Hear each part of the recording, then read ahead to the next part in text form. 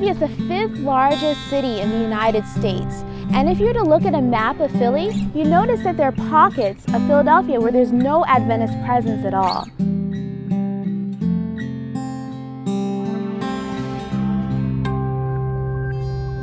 All this pain, I wonder if I'll ever find my way. I wonder if my life could really change at all.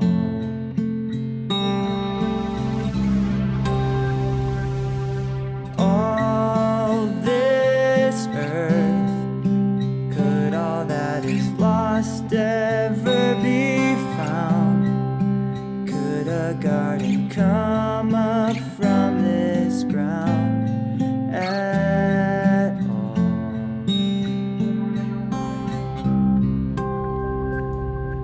You make beautiful things, you make beautiful things out of dust. Oh, you make beautiful things, you make beautiful things out of us.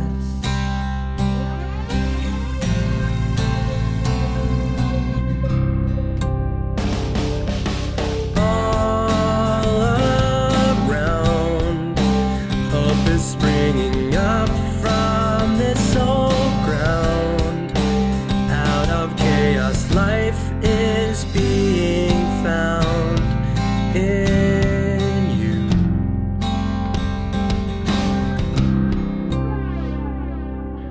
You make beautiful things, you make beautiful things out of dust. You make beautiful things, you make beautiful things out of us.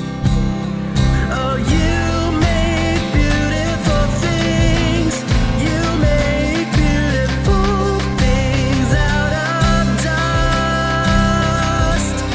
Oh, you make beautiful things, you make beautiful things out of us.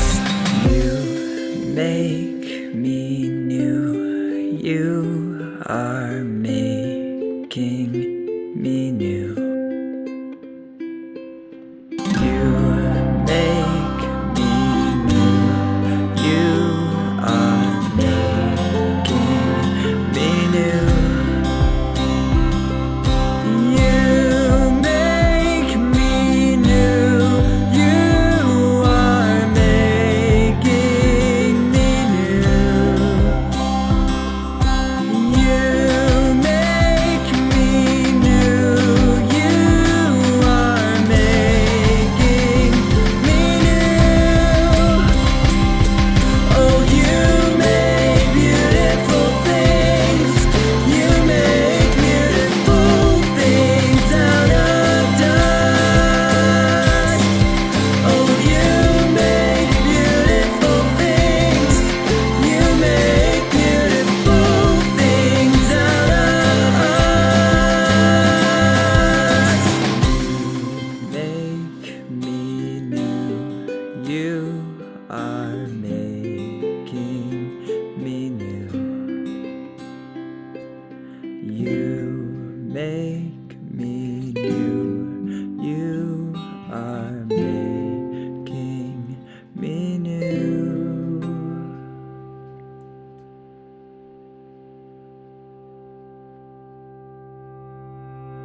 And so we have moved in to West Oak Lane, and we live here, and we get a chance to experience the culture of our neighbors. We eat with them, we talk with them, we see them here on the road, and we get a chance to fellowship with them. And this gives us a unique experience and a unique dimension to be able to minister to our neighbors, become friends with them, and show them Christ. Like this is the new frontier. It's like uncharted territory for churches, and we're moving into that. You know, the harvest is plentiful, but the laborers are few, and just to be part of the ones who are laboring and actually going out and seeking lost souls, seeking people for God's kingdom, that's why it matters. Actually connecting with the people directly, and we just talk to them, pray with them. Anything if they want to set up Bible studies, they can set up Bible studies with us. Here I was, not thinking I had anything to offer after feeling like I needed a revival. And God revived me and then made it so I can help someone else. And I came all the way from West Coast to here East Coast, and to my surprise, I found a home away from home, which is very amazing. If we don't pass the torch to the next generation, there ain't going to be a torch. And we are, as we get older, too willing to settle for status quo, and we become too complacent, and we kind of lose some of our adrenaline rush as we get older, and so we're happy for things to be the same week after week, as long as our church is nice and cozy in the way we like it. But this is a sin before God, for us to become complacent. Like, God, how can I show my love for you, and how can I put these words that I'm reading from throughout the Bible and put it into action? And it definitely helped me do that, because it got me out there working and out there putting my feet on the ground for working for Christ. It is just normal people coming together and worshiping and praising God. And it matters because it is making a difference in the lives of everyone in this community. It's a super inspiring thing that's happening, because I feel like it's a group of people who are really searching the Bible and really actually wanting to get out there into their community and reaching people all around them. When we come to their doors, they're like, oh yes, I remember you from last week, and the fact that you prayed with me, and the fact that you cared about my grandson and my granddaughter, and you remember their names, and we follow up with them. And I think it's just great because we're building relationships with them, and I think that is the method that Christ had when he was here, is that he showed compassion. And every Friday I look forward to that amazing meeting, and we've seen a lot of people come to that meeting who did not believe in God, and somehow they still keep coming. One girl actually, every time she gets into the car to come to the meeting, she says, "Why am I coming with you guys?" Little does she know that God is just so exciting and amazing that he's drawing her to him, and she's completely unaware of it. We were made to do this. We were made to live for God, to give glory to him, and to share who he is to others, and not just not do anything about it. I'm so excited about what God is doing here in Philadelphia. It's amazing to see what happens when people give themselves wholly to him. Reach Philadelphia is about an urban church plant, raising up a church where one doesn't exist. It's about an internship, empowering young adults in leadership and in service. It's about an entire church community using every medium possible to communicate the gospel, the love of Jesus Christ and his soon return.